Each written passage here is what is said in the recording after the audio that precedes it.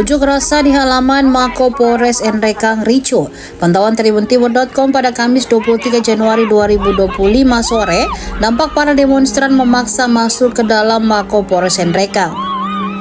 Alasannya, para demonstran ini bertemu dengan Kapolres Nrekang AKBP Dedi Suryadharma. Unjuk rasa ini kemudian memanas pada saat para demonstran memaksa masuk ke dalam Mako Polres Nrekang. Akibatnya terjadi aksi berebut buka tutup gerbang Mako Polres Nrekang antara personel kepolisian dengan demonstran. Aksi ini kembali kondusif usai Wakapolres Nrekang Kompol Zulkarnain datang melerai demonstran dan personel yang berebut gerbang Mako Polres.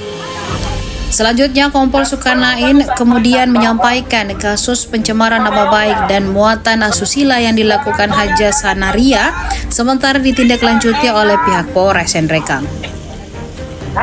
Yang Haja Sanaria melakukan. Bu, saya kader dari Tribun Timur. Kira-kira tujuan kita datang di Polres Nrekang ini apa?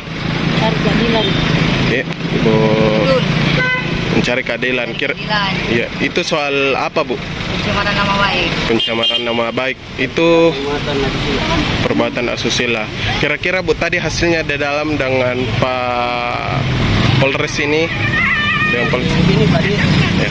Saya ini kan selama ini kan korban pencemaran nama baik dan tindakan muatan asusila. Nah, ini samping kanan saya ini kan salah satu korban. Jadi samping kiri saya.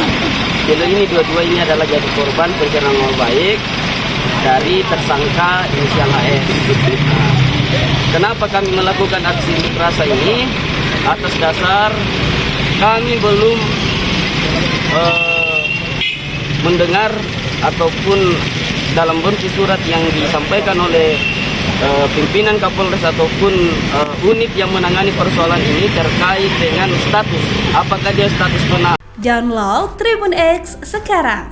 Menghadirkan lokal menjadi Indonesia.